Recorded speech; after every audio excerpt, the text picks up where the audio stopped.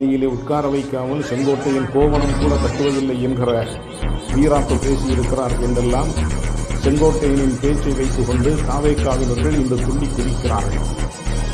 செங்கோட்டையன் அனுபவசாலி, செங்கோட்டையன் திட்டமிடுபவர், ஜெயலலிதாவுக்கு பயண திட்டங்களை வகுத்துக் கொடுத்தவர் செங்கோட்டையன் என்று செங்கோட்டையனை விஜய் நம்புகிறார். விஜயை உயர்த்துவதற்கு, விஜயை புகழ்வதற்கு இது ஒரு சந்தர்ப்பம், இது ஒரு நேரம்.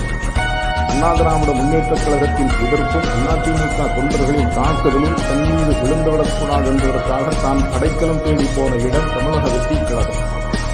அந்த இயக்கத்திலே, அந்த கட்சியிலே இன்றைக்கு முதலுக்காக ஒதுங்கியிருக்கிற செங்கோட்டையனின் அந்த முயற்சியில் ஈரோட்டில் ஒரு எழுச்சியை கண்டு இணை எழுச்சி உரையை ஆற்றிவிட்டு இப்போது ஓய்வெடுத்துக் கொண்டிருக்கிறார் அந்த கட்சியின் தலைவர் விஜய்.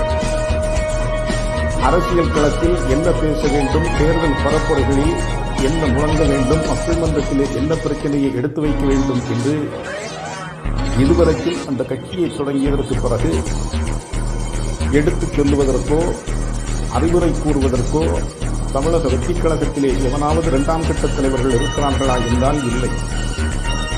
விஜய்க்கு தான் வேறு யாரிடத்திலாவது ஆலோசனை கேட்டு பேச வேண்டும் என்கிற அந்த அறிவிருக்கிறதால் அதுவும் கிடையாது.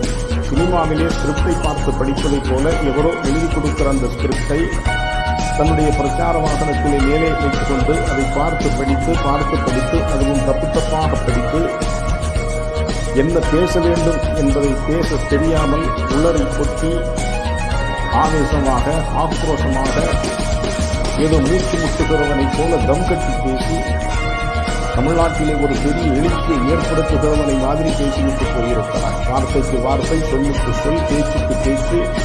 நீ யாரை குறை சொல்லி முன்வைத்தாய் என்றால் தமிழ்நாட்டின் முதலமைச்சரை, தமிழ்நாட்டின் முடிசூடா இயக்கம் என்கிற திராவிட முன்னேற்றக் கழகத்தின் தலைவரை, 5 முறை அன்னை தமிழ்நாட்டின் முதலமைச்சராக இருந்த கலைஞர், அன்னை தமிழ்நாட்டுக்கு தந்து போயிருக்கிற முத்துவேல் கருணாநிதி ஸ்டாலின் என்கிற தமிழகத்தின் முதலமைச்சரை நீ வாய்க்கு வந்தபடி, கண்டபடி, கொச்சை வார்த்தைகளால், எச்சை வார்த்தைகளால், பச்சை வார்த்தைகளால் ஈரோட்டு பரப்புரையிலே நீ பேசுகிறாய்.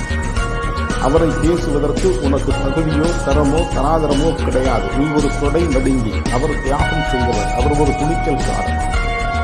எதேச்சதிகாரங்களுக்கும் சர்வாதிகாரங்களுக்கும் இந்த மண்ணிலே சரணடையாத ஒரு தலைவர் முத்துவேல் கருணாநிதி ஸ்டாலின் அவர்கள். நீ உன்னுடைய சினிமாவை ஓட வைப்பதற்கு, உன்னுடைய சினிமா துறையில் உனக்கு பிரச்சனை இல்லாமல் இருப்பதற்காக நீ ஜெயலலிதாவின் முன்னால் போய் மண்டியிட்டு கிடந்தவன்.